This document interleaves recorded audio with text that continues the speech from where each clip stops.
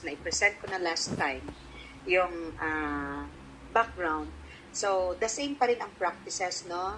Ang presentation natin, practices, may intro statement, may practices, may problematic scenario, ayan, aligned or coherent to the study. Now, then, of course, kaysa Korea man ni siya, yung study sa more on K-drama product placement man, syempre, ang iyang international presentation of the practices and problematic scenario is sa Korea po, kung asa nag-originate, no? Kanang mga K-drama placement, no? Although nga, ang product placement is not only in Korea. What I mean is that, ang ginamin ko na kung asa nag-originate yung K-drama. So, ang product placement can be found in any movie, TV series, in different countries, in different nations. Commonly, syempre, parati naman noon is sa US, no? Yan man talaga yung mga nakikita nating big screens na pinipilahan talaga ng mga tao. Dati pa, ako nung kahit high school, college, no? Pinipilahan talaga namin yung mga ang pinaka-pinilahan namin noon yung movie ni Demi Moore, yung Ghost. Tapos si Forrest Gump, college na ako. One of my favorite movies also, Forrest Gump. Napanood nyo na yan? Yung Forrest Gump. And then many others, no? So, wala, hindi nyo napanood. Tingnan nyo yung Forrest Gump, maganda yun. Ang Ghost, maganda din. Marami pa kaming, ano pa yung mga movie? Ano pa yung mga movies? Nakalimutan ko na sa dinami-dami ng mga movies na pinapanood ko. Nakalimutan ko na. Okay. Yung kay Patrick Swayze, yung sayaw-sayaw, nice po to. Ano pa gani yan? Sige. Maraming placement. Yung mga watches, clothes, yung mga gina-focus sandali, product placement yan in a movie, no? In a series, in a TV series. Doon din sa mga Filipino, movies, meron ding product placement. So, yan. So, titignan nyo, present din syempre. Same outline lang man, international setting. Ito din ha, ganito ang itsura ng di ba may pula-pula yung pinresent ko sa inyo the other day, the last Monday, dahil ginilagyan ko siya ng note. Pero pag tanggalin mo yung mga notes na yon, ganito ang itsura. One paragraph only for the background, one paragraph for the international setting, one paragraph for the national setting, one paragraph for General Santos City or the local setting. O kung taga Pulumulok ka, o Pulumulok, kung taga Maasim, taga Kiamba, kung asa man gusto nyo nga kuan, study nyo, ang local of the study or research local nyo, wala yung problema. Pero ma-determine lang man nato kung unsa inyong tawag kaskatul kaya kung likod class. Ma-determine ninyo na kung unsa ang study ninyo, kung appropriate ba yun nga dito mo sa inyong lugar mo study. Okay. So, yan ha. One paragraph. Then, of course, the research gap and problematic statement also. 2 paragraphs yan. Then, theoretical framework. Ang ginamit niyang theory is, as what I've told you before, makikita nyo lang ito, pwede kayo mag-adapt ng mga theories na ginamit din ng mga authors, previous authors. Kaya doon makikita nyo man, maudi ay ni ang iyahang variable gigamit o. So, ang theory niya, tapos ito mostly sa kanila, pag ganitong variable, ito pala ang theory. Makikita nyo yan. So, ang ginamit niya na theory is the elaboration likelihood model or the ELM theory. So, ano yung theory na yan? Sinabi niya dito, ganun lang, simple lang. I-define mo lang or i-describe mo lang based on original author. Sabi niya, elaboration refers to the extent to which an individual thinks about the issue-relevant arguments contained within a message. High elaboration leads to the central route where people scrutinize information deeply. Na morning author. I-present niya yung original thought or idea or concept. Dalawa lang yung dyan. Pag ELM model gani, paggamito nato ni CALM theory or model, duha jud na ang ma-present nato, ang central route at ang peripheral route. Do you follow? Are you still there? Balikan natin ha. Ganun lang, simplified lang talaga siya. Ano lang ako? Screenshot lang ako. Now, so na-present nyo na ang inyong theoretical. So, ang iyahang conceptual framework naman is message. We need to say sa dalawang ito, meron siyang persuasive message.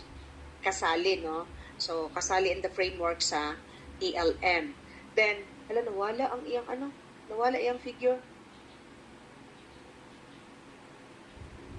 Sa conceptual framework, ayan na. So, ito yung mga IVs na ginamit niya. Expertise, attractiveness, no? Perceived influence. Ang tanong, ma'am, ingana ginatanan ang iyang IV? No. You can, kasi under na siya sa you can choose other IV na mag-belong siya diha sa ELM. May other IVs pa man na, depending on your readings na ginamit. Pwede natin yan. Kasi bakit kailangan may readings, ma'am? Kasi yun ang proof natin sa ating mga panel na the study was really aligned with the previous scholars and the study was already had been proven that yung mga variables na ginamit natin is under sa kanya ginamit na theory or idea or konsepto. And then, yun ang proof natin that you really conducted readings. So, kanya-kanya mo ha, dili mo salig sa isa lang ka-partner.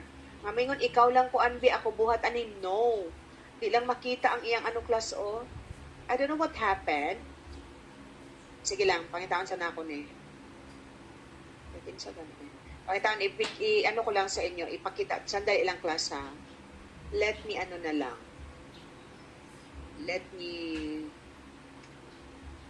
check for a while para makita nyo, ma-figure out nyo kung ano yung kinsagan in study.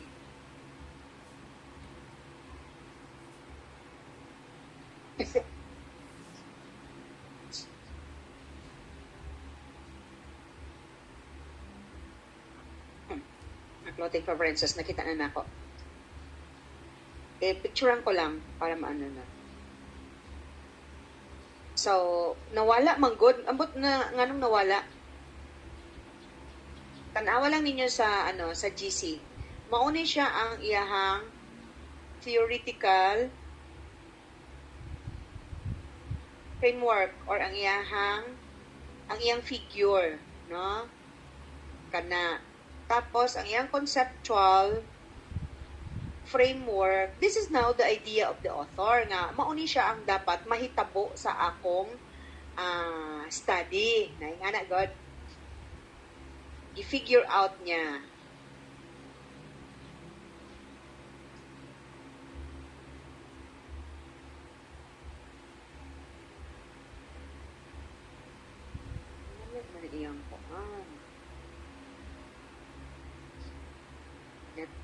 Wait lang, class. Dapat imagine nyo, class, dalawang box ha.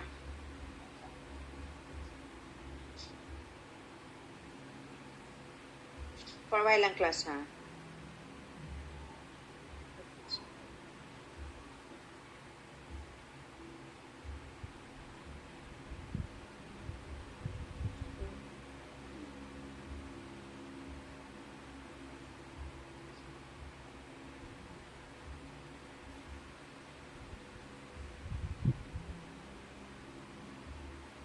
Dapat basa, di magwas.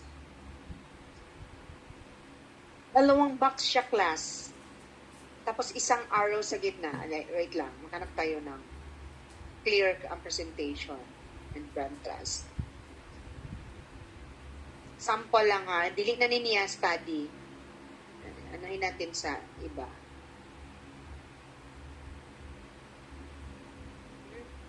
What happened?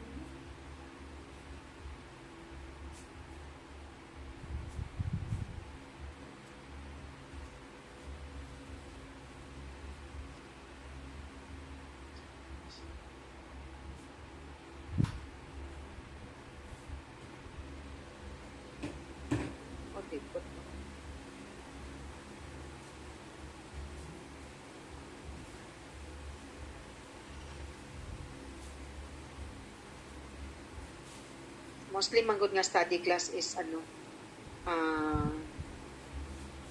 MRA.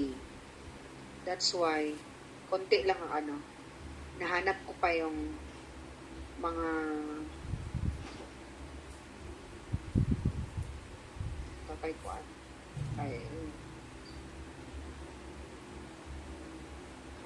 Tubilya.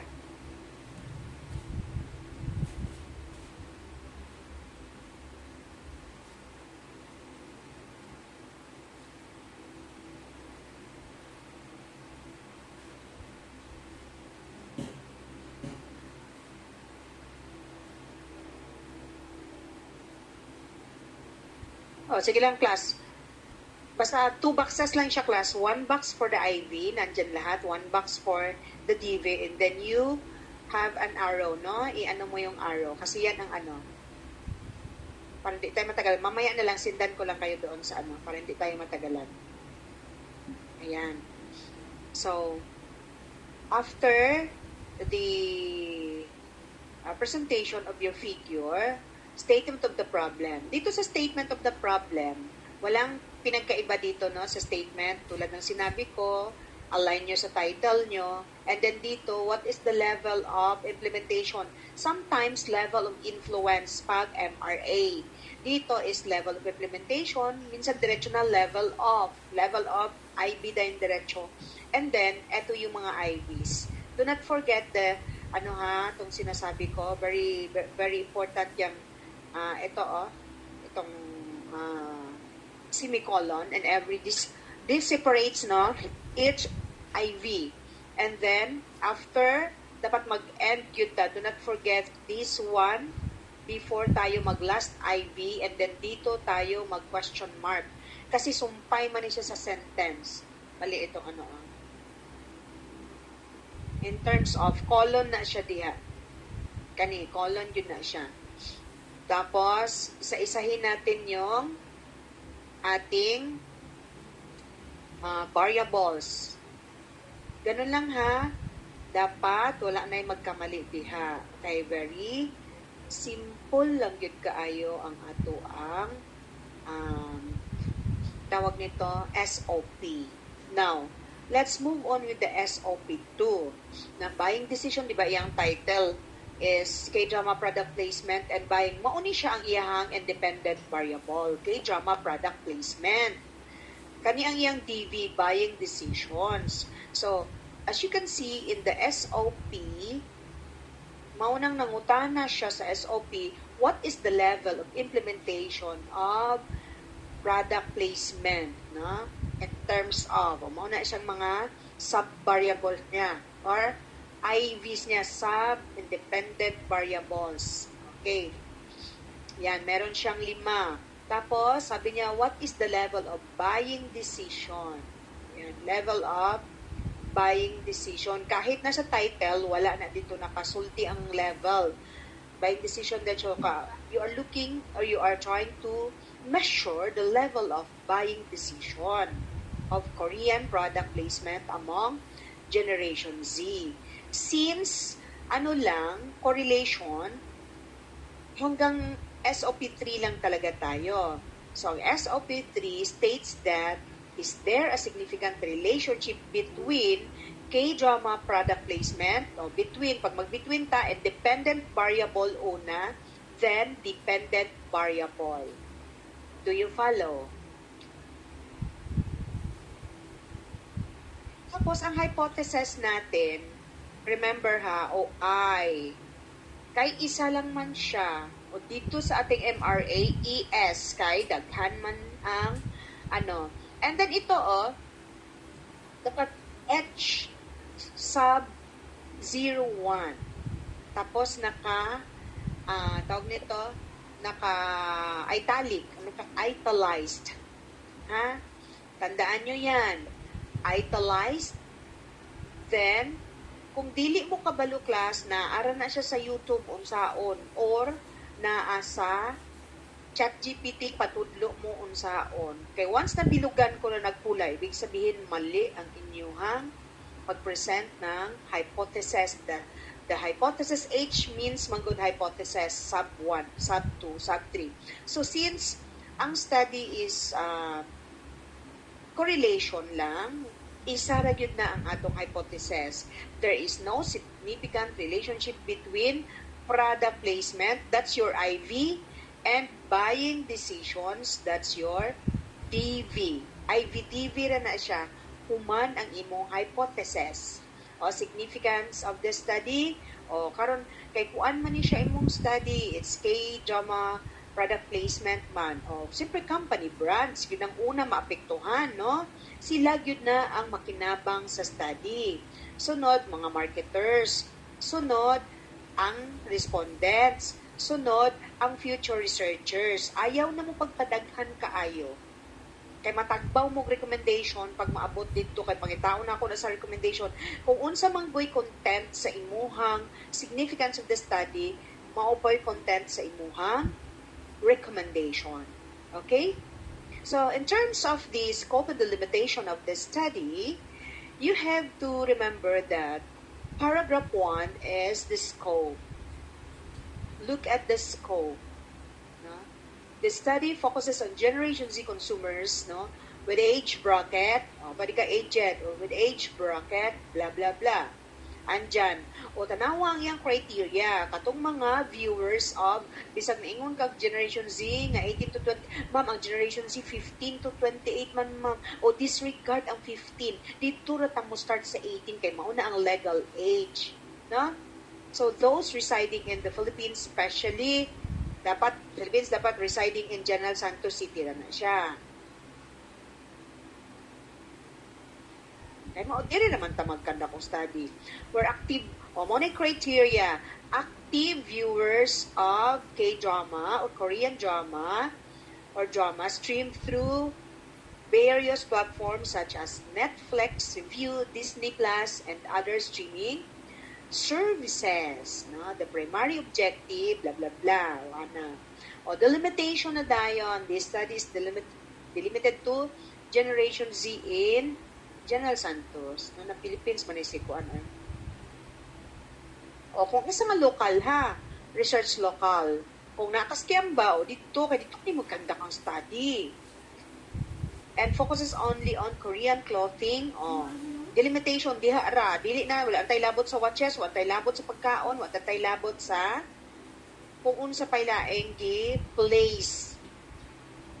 Ano lang, daghan man sa K-drama, common sa kanila ang product placement, cosmetics, perfume, no?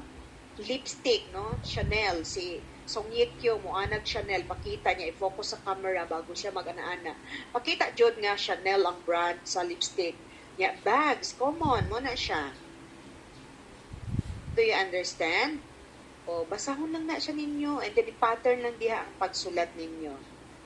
Tonight or tomorrow, or I will try my very best na tonight makasend na ko og assignment sa inyo, which is the first assignment and the first activity and the first stage for you to be able to craft your research title. Hindi ako magbibigay ng title na wala kayong readings, or hindi ako mag-approve ng title na walang readings. Hindi ako mag-approve ng title without passing through the stage of identifying the problematic scenario of your proposed study. Diyan nag-uumpisa ang research class. What is the real problem in the community in terms of what? Common marketing problems is satisfaction, no? Dissatisfaction. What else? Poor product quality. What else? Marami, no? You will understand that in the process, in the assignment. So, I will give you choices for you to be able to hindi pwedeng magpareha, no? Per group naman kayo. So, magbibigay ako ng choices na more than the number of groups. So that you can, so ano pa man kami mag-meeting, pero as of now, itulo rasa na ako ang grupo, kay tulo ramang good last time. Kay baka mag-approve sila 4 or 5 ba, di better. Okay. Now, the question here is that, How would we know, ma'am? O, mag-research kayo, magbasa kayo, kasi bibigyan ko kayo ng thematic, no? Mag-thematic muna tayo. So, when we say thematic, what I mean is that is, depending on the tawag nito, the proposed study, or, sorry, I'm lost for words. I really wanted to, what I mean is that the foundation, that would be the foundation of your literature and the foundation of your crafting of your proposed study. Kasi kung hindi kayo magbabasa class, wala kayong magiging idea. That's why ang mga teachers na hindi sila marunong mag-go through the process kung asa ang bata dapat mo manukat, mabuang yun ang bata kay mag-defense na lang na uwa pa na siya kabaloon sa iyahang independent variable. Pagpangutana dito, what is your independent variable? Mamutla pa yun ng bata. Mamutla pa yun ang uban. So, dapat kayo, wala pa defense, hawod na mo, memorize na ninyo, sa inyong independent variables. O kamo ang maka-identify na through your readings. Okay? So, you have to choose a research theme, no, by thematic. Ibig sabihin, it's a dependent variable or a dependent variable for you to be able to conduct a preliminary literature review for you to identify the possible and dependent variables, the theory, and the research gap. Diha na sa readings ninyo, manggod, tulo na siya, baga hitting 3 birds with 1 stone. How do we hit that? Pag binigyan ko kayo ng theme, no, ano bang mga example theme natin? Common na theme natin. Mag-iisip ako ng medyo bagong theme. Hindi yung mga dati pang mga theme na pabalik-balik na lang ang ng sipag niya. Yeah.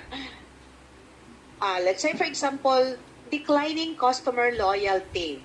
No. Mo man na common sa organization class. Nag-decline ang loyalty ng customers, no? So mauna nganong magpakandak og market research ang mga organizations for them to be able to understand the consumer's behavior. O ang very reason nganong declining ang loyalty.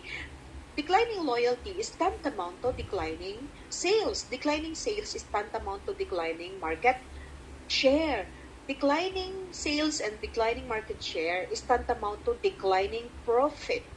Do you understand? Another problem or yung tawag nito, mga problema na researchable po is consumer trust, no? Customer engagement. Low consumer trust, poor customer engagement, ano pa ba? Ineffective digital marketing or advertising, low buying decisions, low purchase intentions, low retention, etc., etc. Do you follow? Do you understand? Natulog mo, class? Asa naman mo, class? Okay. Mahina ba ang net? So, ayan. Definition of terms. Ayan. Kung nakita nyo, lahi ang term, kay lahi man yung study, refers to, pag sinabing attractiveness, it refers to the physical appearance or appeal, likability, and overall charm of a celebrity endorser that influences consumers' attitudes and purchase intentions. No? May author dyan, si Garg and Bakshi, in the year 2024. Magaling ang researcher na ito kasi ang kanyang mga nabasa is pasok sa banga. Dapat dili ta mo baba, 2026 man ta karon, dapat ang atong mga literatures is from 2026, 2025, 2024, 2023 na pasok lang gid na within the 5 years rule of thumb, no? Okay. So as you can see, sinabi niya naman sa operational definition niya again is that in this study, it refers to how the attractiveness of K-drama actors influences Generation Z's preferences and buying decisions regarding.